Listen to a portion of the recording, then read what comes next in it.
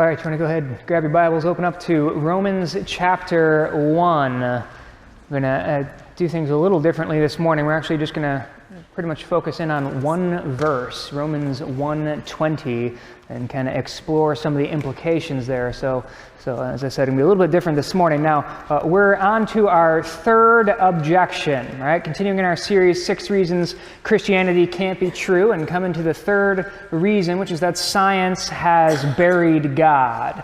Now, in opening up the science discussion, of course, that raises some challenges for me here today, because, of course, we've got a wide range of comfort with the subject, right? I mean, I have in the room today, a PhD in the scientific field, right? And then there are others of us who were humanities majors, right? I mean, a very different skill level, comfort level. Some of us haven't hit some of these topics since high school and all of that, and even then might not have enjoyed them or learned that much at the time. So I'm well aware of that. I'm going to do my very best, okay? Now, there are a few other things here. I'm also an amateur myself in this area, right? A bit of a dilettante, and so I'm going to rely pretty extensively on quotations from other people. We got to call in some expert witnesses here, because you got no reason to trust me. I'm a theologian, not a scientist. Very, very different.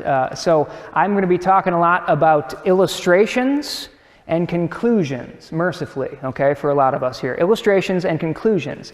If you're after the data are there for you on the back of the bulletin, okay? You got the recommended reading again. This would be one of those places in particular. If I'm saying something and you're going, well, I'd like to see that argued, it's there, okay? And if you want, you can come ask me. I will point you to the right spot, I promise you, okay?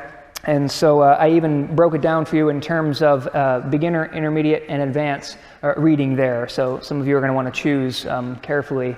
I know I wish I'd chosen more carefully, so there you go. All right, so what is the objection exactly? This whole idea that science has buried God, it's this, really, that as science makes more and more discoveries, God becomes more and more unnecessary, okay? So God was an easy answer to some of life's most challenging questions back when we didn't have the understanding that we have now. Now that we have the understanding, just don't really need God anymore. We can explain things in other ways, just purely using the natural sciences, basically. A little bit, this is the objection, kind of an apocryphal story that Emperor Napoleon was interviewing an eminent French mathematician and grilling him, kind of saying, now where does God fit into all your calculations? And the mathematician Laplace replied, sir, I have no need of that hypothesis. And that's the objection right there, right? Just don't really need the God hypothesis anymore, because we've got everything we need in the hard sciences. So religion brings discord, right? And we're praying for the persecuted church today. We're going to talk about that more next week, in fact. That'll be the objection. Religion brings discord. Science brings understanding. So the choice should be pretty easy between the two, right? And that's really what we're getting at. Here's the way Nobel laureate Steven Weinberg puts it. He says, the world needs to wake up from the long nightmare of religion. Anything we scientists can do to weaken the hold of religion should be done, and may in fact be our greatest contribution to civilization. All right, so there you go. That's the objection in a nutshell. And you can kind of hear there's this assumption that science will lead us to atheism. Okay, if you follow science, that's where it's going to go, because science deals with the natural, and again, that means we can kind of exclude the supernatural from our discussion. Now, that's a bit of a misstep, I suspect, right? Because if you're going to say, because we're only looking at the natural, therefore the supernatural doesn't exist, that's kind of like looking at an X-ray and saying, see, I told you the person doesn't have any skin. We're going, well, no. you're not supposed to see the skin in this picture. That's the whole idea, right? Or putting on rose-colored glasses and saying the color blue doesn't exist, right? You're kind of shutting off your vision from a huge chunk of what may be out there. John Lennox, Oxford mathematician, gives this little analogy to kind of show how this works and why it doesn't make that much sense. He says, imagine now that you dropped a Ford truck out into the middle of the jungle, somewhere where there is a prehistoric tribe basically living. It still doesn't have electricity, all that kind of stuff. Now, if they were looking at keys are in, motors running, they're looking at this truck, and they're probably going to assume that there is some sort of God living within this car whose name is Mr. Ford. His name's on the back right there, right? Okay. And so, they're going to figure out some things about this God, Mr. Ford. If you push certain buttons, he makes noises, and if you push down on one pedal, he starts moving. If you push another one, he'll stop, and you need to offer him sacrifices of unleaded fuel and all of that. And okay, so that would be it. Now imagine one of these tribespeople then studies mechanical engineering at Oxford University and comes back to the truck. Views can be a little different, right? He might be able to take the whole thing apart, in fact, show the rest of the tribe that there is no Mr. Ford living inside of this engine or anything like that, and that not only that, you don't need Mr. Ford to explain how the car moves, right? Principles of internal combustion would be plenty enough to explain it. Does that then mean that Mr. Ford doesn't exist? We would know historically the answer to that question. Henry Ford did exist and actually did make this, right? Do you see how there's a little bit of a misstep there? To say that we can explain how something works doesn't necessarily explain how it got there in the first place. We might still need this God hypothesis. Atheist philosopher Thomas Nagel puts it like this. He says, the purposes and intentions of God, if there is a God, and the nature of his will are not possible subjects of science. Good, we can agree on that, right? Clearly science not studying the purposes of God. But that does not imply that there cannot be scientific evidence for or against the intervention of such a non-law governed cause in the natural order, which is a really long way of saying God. All right, so what he's saying here is there could be scientific evidence against or even for God's existence.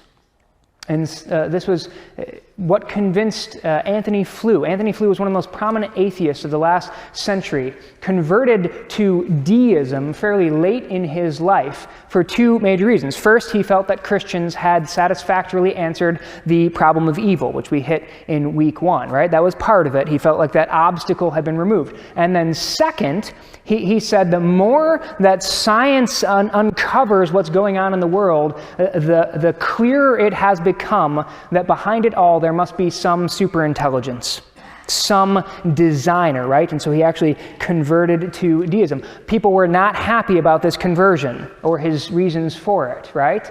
And he got asked about it, and he kind of said, I don't really care. I'm sorry, that you're unhappy about this. My whole life has been guided by the principle of Plato's Socrates, who said, follow the evidence wherever it leads. And that's what Flew was going to do. And I would think that that's probably a bit of advice for us as well. Follow the evidence wherever it leads. Now, where does it lead? Let's look at Romans 1:20 and see what the Apostle Paul has to say about this.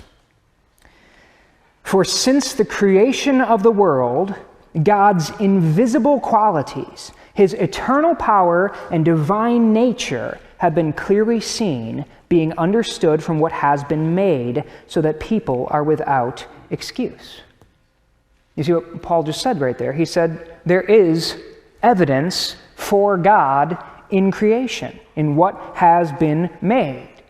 In fact, he says the invisible, the supernatural, right? These attributes of God, like his power and divinity, these invisible qualities are made visible through creation. And how? Because that's quite the paradox, right? How is the invisible made visible? Through our understanding of what has been made. The mind, right? I mean, scientific inquiry is really what he's saying.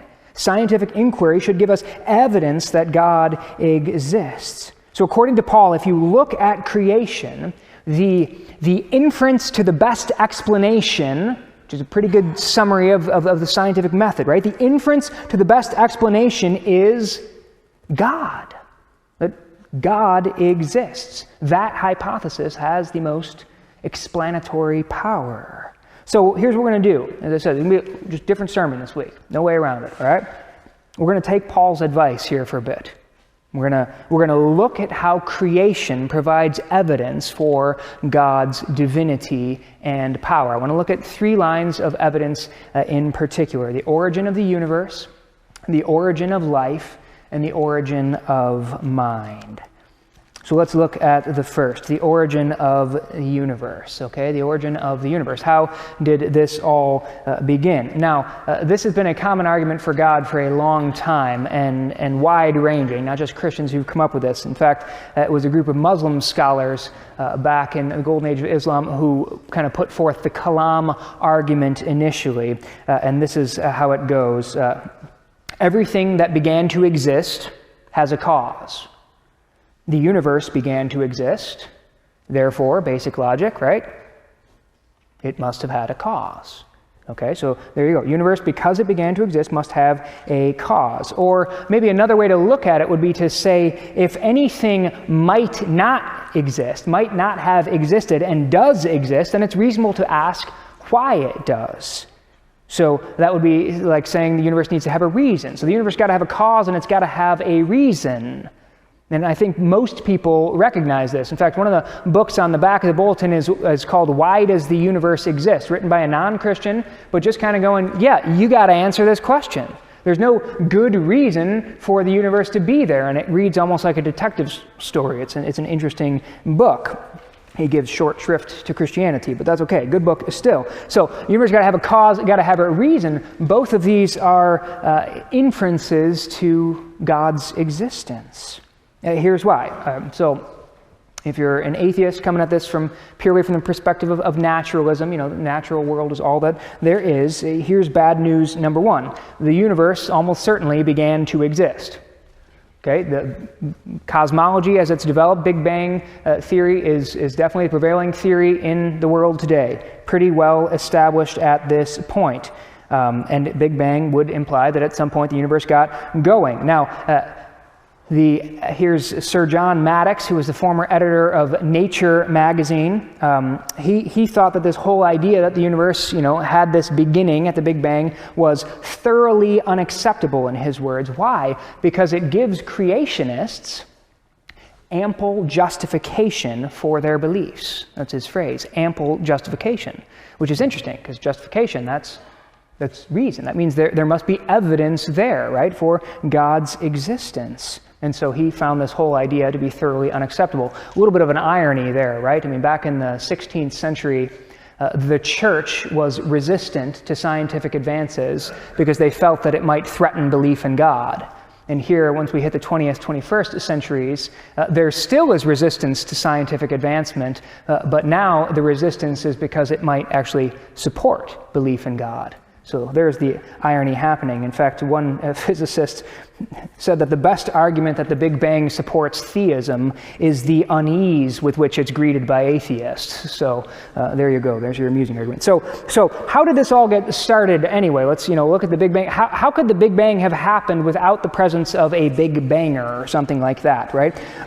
We'll look at somebody no less eminent than Stephen Hawking. You don't need to know much about science to have heard of Stephen Hawking, right? Hawking said this: because there is a law such as gravity, the universe can and will create itself from nothing, which seems to me to be a very curious phrase. He expands it elsewhere. Let's try another of his quotes, see if we can get some more.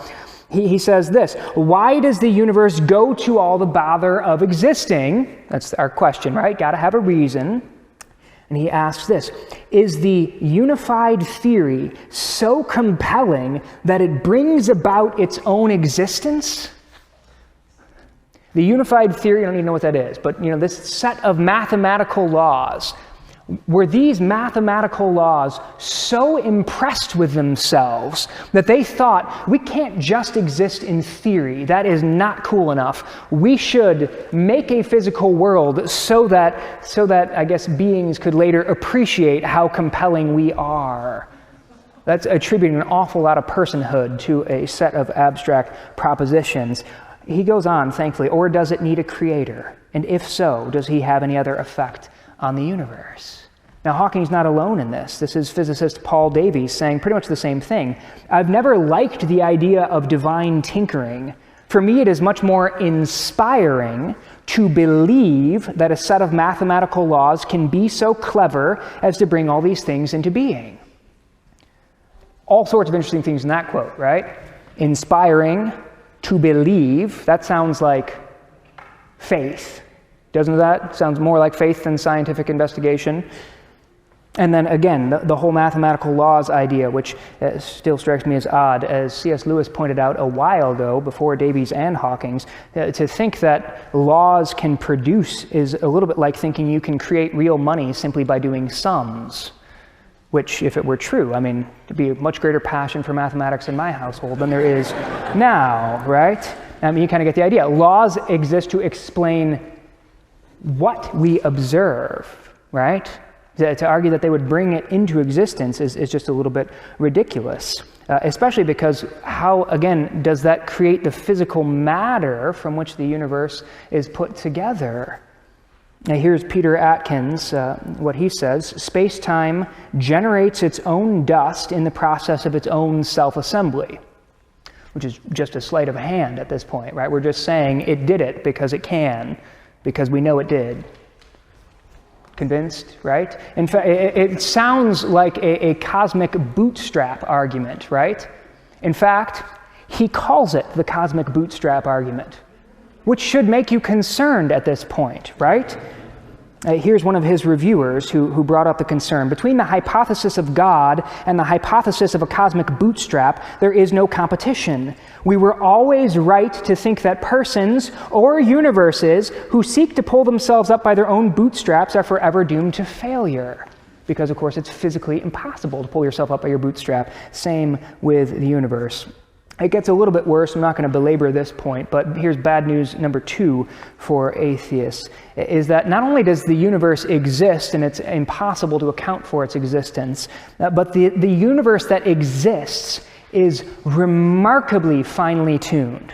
I mean, this universe, if you had changed just a little bit of a wide range of parameters, this universe could not have continued in its existence and certainly could not have sustained life. Again, if you want more on this, read the books there, but let me just give you one example of this wide set of parameters that need to be so finely tuned. This is the ratio of the electromagnetic force constant to the gravitational force constant. You do not need to know what those are to appreciate this point, okay? But here it is. If that ratio were different by 1 part in 10 to the 40th, which is 10 with 40 zeros after it, okay, which gets to the point where it's a little too big for us to come up with an illion to account for it, right? One of those, you would produce either only small stars or only large stars.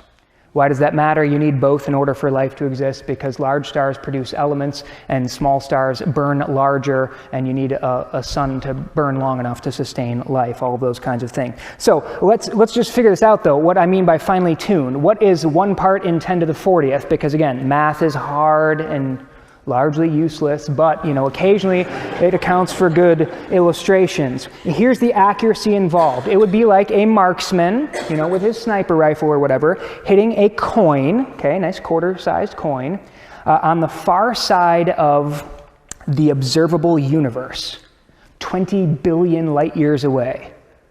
Now, if you can't quite picture that distance, let me give it to you in another way, if you'd prefer another illustration. Take those same coins now and cover North America with coins, okay, and stack them fairly high enough that they would reach the moon.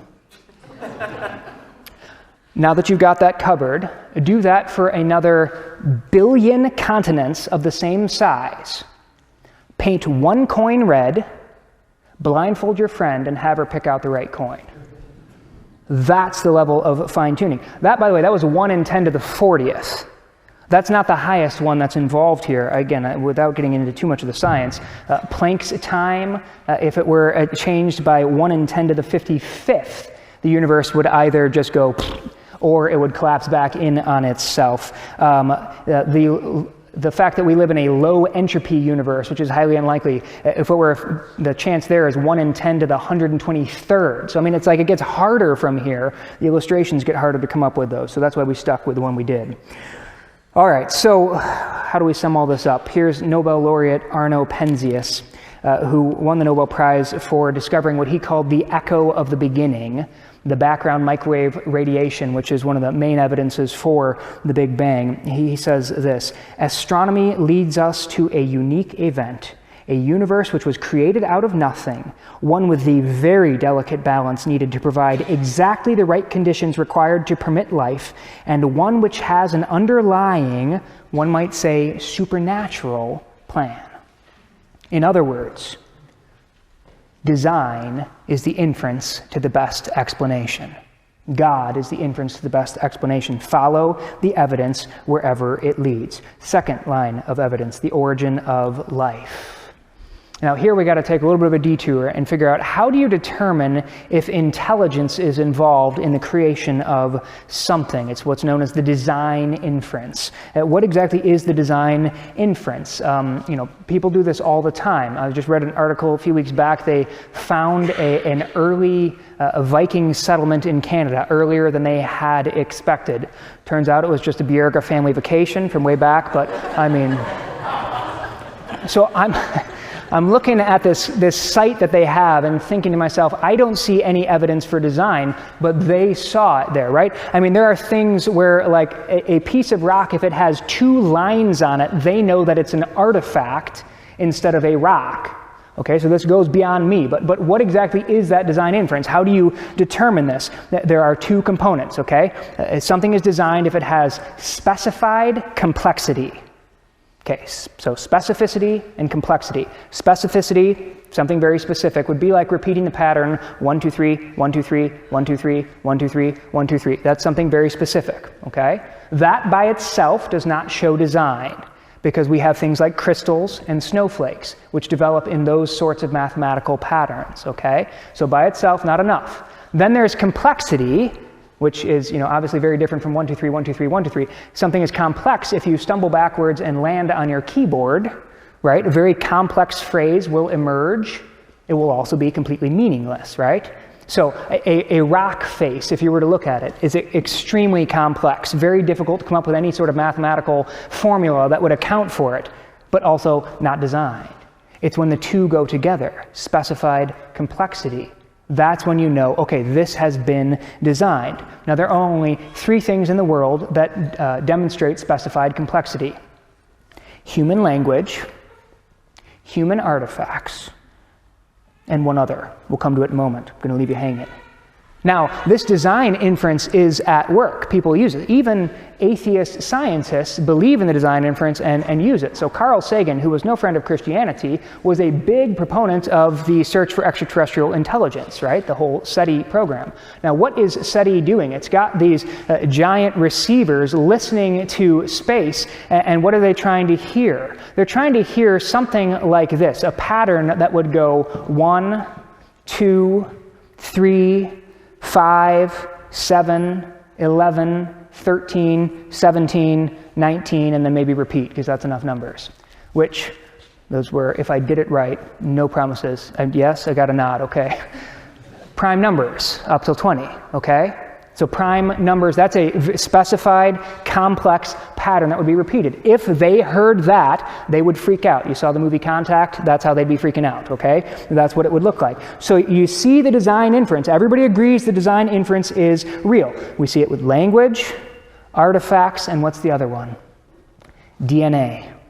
DNA is the only other thing on Earth that shows specified complexity, which is why geneticist Michael Denton says that the break between the living and the non-living world represents the most dramatic and fundamental of all the discontinuities of nature. Between a living cell and the most highly ordered non-biological systems, such as a crystal or a snowflake, there is a chasm as vast and absolute as it is possible to conceive. Okay, just can't quite get past it. And it's because, where does that specified complexity come from? Where does this language-like information come from? The origin of that information is extraordinarily difficult, really impossible to account for on natural terms. Can randomness account for language-like information? This it's the old argument. If you gave enough monkeys, enough typewriters, and enough time, they would eventually produce the works of Shakespeare, right? You've heard this before. So how much time and how many monkeys would it take? Let's ask that question, because again, our universe has only existed for so long. If you had one monkey typing one key every second, it would take that monkey 34.72 hours to type the word "the" randomly. Okay, so decent amount of time, not that much longer. A DNA more complicated than the word "the." Let's bump it up a little bit. Let's type out Psalm 23. Nice psalm, one of the shorter ones, thankfully. 603 characters in the Hebrew if you count spaces. It would take that monkey 10 to the 1017th hours to type Psalm 23 randomly. 10 to the 1017, again, that's 10 with 1,017 zeros after it, just to put it in some perspective, because again, I don't know how many hours that is. The universe is less than 10 to the 11th hours old. So 1,000 times longer than the existence of the universe. And again, DNA is still more complex. So here's Paul Davies, atheist physicist, answering this question: can Darwin's natural selection account for the origin of life? Let me be really clear here. We're not talking about the origin of species. We're talking about the origin of life initially. Origin of species is a different and frankly irrelevant question, okay? Talking about the origin of life. Can it account for specified complexity? Here's what Davies has to say. Clearly, Darwinian evolution by variation and natural selection has what is needed to generate both randomness, complexity, and tightly specified biological functionality in the same system. I'm not sure that that's that clear, but okay, we'll give it to him. The problem as far as biogenesis is concerned, biogenesis, bio, life, genesis, origin of life, okay? So the problem as far as biogenesis is concerned is that Darwinism can only operate when life of some sort is already going. It cannot explain how life starts in the first place. So Darwin may or may not be able to explain what happens with the information once it's there. It cannot explain how it gets there in the first place. So here's two astrophysicists, Fred Hoyle and Chandra Wickramasinghe, I don't know how to say that, summing it up. No matter how large the environment one considers, life cannot have had a random beginning. Troops of monkeys thundering away at random on typewriters could not produce the works of Shakespeare, for the practical reason that the whole observable universe is not large enough to contain the necessary monkey hordes, the necessary typewriters, and certainly not the waste paper baskets required for the deposition of wrong attempts. The same is true for living material. The likelihood of the spontaneous formation of life from inanimate matter is 1 to a number with 40,000 zeros after it. Not 1 to 40,000th power. 1 to a number with 40,000 zeros after it. Okay, I mean, just incalculably large. It is enough to bury Darwin and the whole theory of evolution. There was no primeval soup, neither on this planet nor on any other, and if the beginnings of life were not random, they must have been the product of purposeful intelligence. So summing up kind of the relevant points, life involves a complex DNA database of digital information. The only source we know of for language-like information, language-like complexity, is intelligence. And unguided chance and necessity are simply incapable of producing it. To use a memorable illustration, that would be a little bit like a tornado sweeping through a junkyard and accidentally assembling a fully functional Boeing 747. Okay? Same likelihood. In other words, design is the inference to the best explanation. Follow the evidence wherever it leads. Lastly, the origin of mind. So Thomas Nagel, atheist philosopher, already quoted him once in his book Mind and Cosmos, which is on the back there for your recommended reading. I almost said required reading. Wouldn't that have been bad? It's not required, it's recommended reading. Mind and Cosmos, which has as its subtitle, Why the Neo-Darwinian Conception of the Universe is Almost Certainly False, which is a bold statement for an atheist to make, but he does. He does it because he recognizes the limits of the naturalistic explanations of life, which we just looked at. But he adds to it what he sees as equally challenging, which is the origin of mind. Now, by the origin of mind, we're talking about things, and these are his three words, consciousness, the fact that we are aware that we exist, cognition, our ability to think and reason, and then value, things like beauty and morality, those sorts of things. So here's what makes this remarkable, right, is that we evolved apparently from a single-celled organism to beings capable of studying quite accurately molecular biology. Right, to study that single cell, which is, again, more complicated than anything else in nature, quite accurate. How did that happen? Why should matter produce creatures capable of metaphysics? I mean, this is a strange question. If we are mere matter, why would we even think to think beyond matter, beyond the natural to the supernatural, beyond physics to metaphysics? That's the question. Now, we could look at consciousness and cognition. I'm going to skip it, and let's just go right to value, truth, beauty, morality, and the like. If we are, in the words of Bertrand Russell, quoted him last week, right? Not enough evidence, that atheist from the last century. If we are an accidental collocation of molecules, right? This just random collection of molecules, why would we stand weeping in the presence of great beauty? That's a difficult question to answer. So my oldest daughter, who is a sensitive soul, we were in San Diego earlier this year. First time she saw the ocean, waves are coming in, it was sunset, sea lions, seals, it was beautiful. For about 45 minutes, she sat there weeping, looking at the ocean. Now, how do you account for that on purely naturalistic terms?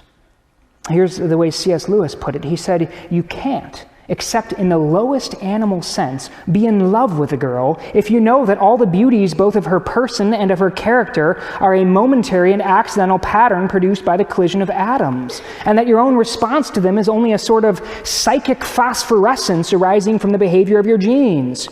You can't go on getting very serious pleasure from music if you know and remember that its air of significance is a pure illusion, that you like it only because your nervous system is irrationally conditioned to like it. And yet we do go on doing just that, right? I'm very much in love with a girl, right? I take very serious pleasure in music. How do we account for that? Look, science may absolutely be able to explain what is happening in my brain when I'm listening to a beautiful piece of music. It could, absolutely. Tell me which parts are lighting up, what chemical reaction is taking place. Cannot tell me why I take that pleasure, though, or how that would have developed. That's just at the level of beauty. It gets much worse at the level of morality, which I've mentioned before, and I'll probably keep mentioning. Because here's what happens to morality on the naturalistic account of the universe. This is the scientific correspondent for The Telegraph, London newspaper. He says this: it is not just the religious explanation of the world that is contradicted by the scientific explanation of our origins, which, as we've seen, has been called into question anyway. So not just the religious explanation of the world that's contradicting, so too are most of our ethical values, since most of them have been shaped by our religious heritage, which is absolutely right.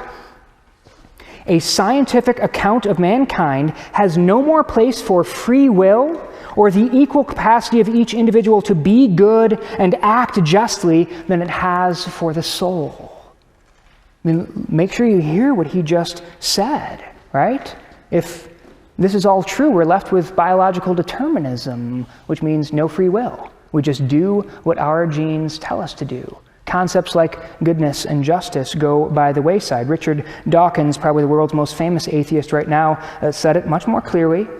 I'm not sure he knew what he was saying, but he said it. The universe we observe has precisely the properties we should expect if there is, at the bottom, no design, no purpose, and listen, no evil and no good. Nothing but blind, pitiless indifference. DNA neither knows nor cares. DNA just is, and we dance to its music. Tease out the implications of a statement like that. The men who flew planes into the Twin Towers and the Pentagon, those who walked into elementary schools and shot them up, the genocides that we've seen in Rwanda or the Darfur region of the Sudan, not good, not evil, no real comment to be made about them whatsoever. Just a group of people, if we can call them people, just a collection of atoms, right? Dancing to the particular quirks of their own DNA. That can't be true. Right? We know that can't be true. The only way we could believe that is if we had an unswerving commitment to our ideology in the face of everything we observe in this world. And this is kind of how it goes. I want to read, to make that point more strongly, an extended quote from a man named Jay Budziszewski. He, a PhD from Yale University in ethics, teaches at University of Texas now, was a longtime atheist who eventually converted to Christianity and was reflecting on what he had to do to his mind as an atheist. Now, here it is, as I said, it's a long quote. I've already noted in passing that everything goes wrong without God. This is true even of the good things he has given us, such as our minds. One of the good things I've been given is a stronger than average mind. I don't make the observation to boast. Human beings are given diverse gifts to serve him in diverse ways. The problem is that a strong mind that refuses the call to serve God has its own way of going wrong. When some people flee from God, they rob and kill. When others flee from God, they do a lot of drugs and have a lot of sex. When I fled from God, I didn't do any of those things. My way of fleeing was to get stupid. Though it always comes as a surprise to intellectuals, there are some forms of stupidity that one must be highly intelligent and educated to achieve. Yeah, I like that too. God keeps them in his arsenal to pull down mulish pride, and I discovered them all. That is how I ended up doing a doctoral dissertation to prove that we make up the difference between good and evil, and that we aren't responsible for what we do. I remember now that I even taught these things to students. Now that's sin. It was also agony. You cannot imagine what a person has to do to himself. Well, if you're like I was, maybe you can. What a person has to do to himself to go on believing such nonsense. St. Paul said that the knowledge of God's law is written on our hearts, our consciences also bearing witness. The way natural law thinkers put this is to say that they constitute the deep structure of our minds. That means that so long as we have minds, we can't not know them. Well, I was unusually determined not to know them. Therefore, I had to destroy my mind. I resisted the temptation to believe in good with as much energy as some saints resist the temptation to neglect good. For instance, I loved my wife and children. But I was determined to regard this love as merely a subjective preference with no real and objective value. Think what this did to my very capacity to love them. After all, love is a commitment of the will to the true good of another person, and how can one's will be committed to the true good of another person if he denies the reality of good, denies the reality of persons, and denies that his commitments are in his control? Visualize a man opening up the access panels of his mind and pulling out all the components that have God's image stamped on them. The problem is that they all have God's image stamped on them. So the man can never stop. No matter how many he pulls out, there are still more to pull. I was that man. Because I pulled out more and more, there was less and less that I could think about.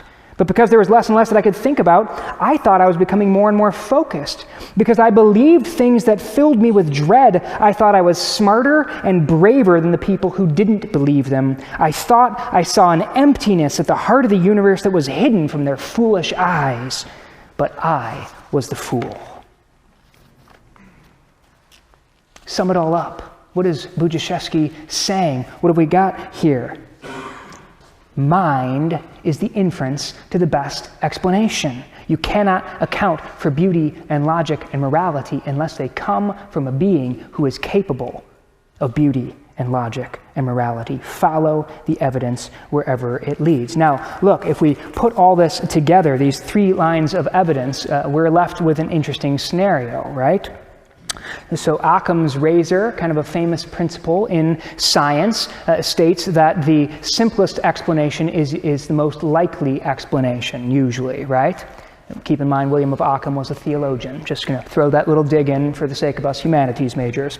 But there you go. So here are our two options. We have three extraordinarily unlikely explanations of these three different origins. Or we have one very likely explanation that would account for all three simultaneously. Which one is likely to be true? Which one is likely to be true? But if that's the case, why don't all believe? Right? I mean, this seems fairly obvious. Why don't we all believe then? And the answer is that because, like J. Budziszewski, we suppress the truth. We grasp the truth and then we suppress it. We say no. We intentionally ignore the evidence. And look, I'm not guessing about this, okay? I'm going to give you two just representative quotes from prominent atheistic scientists to show you that this is exactly what they're doing and they know it. Here's immunologist George Klein. He says, "I'm not an agnostic, I am an atheist. My attitude is not based on science, but rather on faith. The absence of a creator, the non-existence of God is my childhood faith, my adult belief unshakable and holy." Remarkable admission, right? Look, if I were to say something like that, though it's not based on evidence, it's just based on my blind faith, I'd be accused of being a religious fundamentalist, and I would be. This is religious fundamentalism. The religion is atheism, but it's still religious fundamentalism, and we need to be aware of that. Or he puts it even more strongly, Harvard geneticist Richard Lewontin. Our willingness to accept scientific claims that are against common sense. Let me just revel in that for a moment, okay? This guy teaches at Harvard. Our willingness to accept scientific claims that are against common sense is the key to an understanding of the real struggle between science and the supernatural. We take the side of science in spite of the patent absurdity of some of its constructs because we have a prior commitment to materialism, the doctrine that all we are is time plus matter plus chance. Religious fundamentalism. Moreover, that materialism is absolute because we cannot allow a divine foot in the door. Remarkable admissions. Let me just rephrase those statements for you, kind of sum them up like this. This is what it sounds like to me. For although they knew God, they neither glorified him as God nor gave thanks to him, but their thinking became futile and their foolish hearts were darkened. Although they claimed to be wise, they became fools. Romans 1, 21 and 22, the two verses right after where we started this morning. Or here are the two verses before, Romans 1, 18 and 19, leading into verse 20. The wrath of God is being revealed from heaven against all the godlessness and wickedness of people who suppress the truth by their wickedness. Since what may be known about God is plain to them because God has made it plain to them.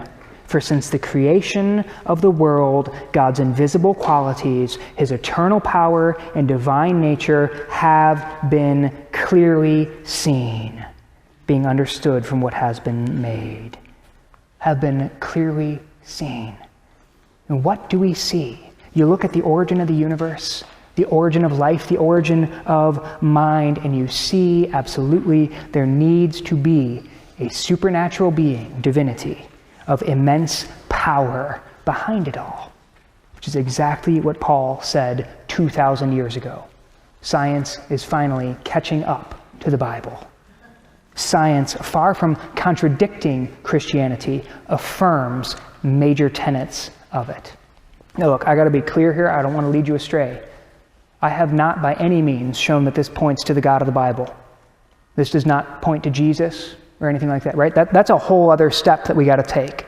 And that's Paul's point here, right? You're going to see his power and his divinity. That's as far as we can get. If we're going to get to Jesus, we need to do some other stuff. We're going to need to look at this book here, right? We're going to need to look at historical evidence for the resurrection, things like that. But we've come a long way. Science, far from contradicting Christianity, affirms major tenets of it.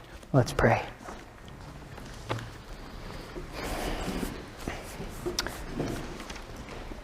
Lord, I know that many of us, especially because we are amateurs in this field, get very nervous about scientific inquiry and are always wondering if some discovery is going to undermine everything we believe.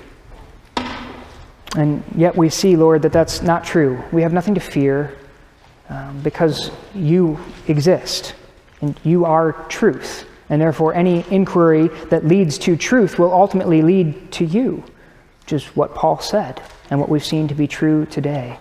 Lord, strengthen our faith in this. When we look at creation, may we take on the heart of the psalmist, the words that Caitlin read for us earlier today, the heavens declare the glory of God. Creation bears witness to your power and divinity. May we look, may we understand, and may we worship, Lord. We ask through Christ our Lord. Amen.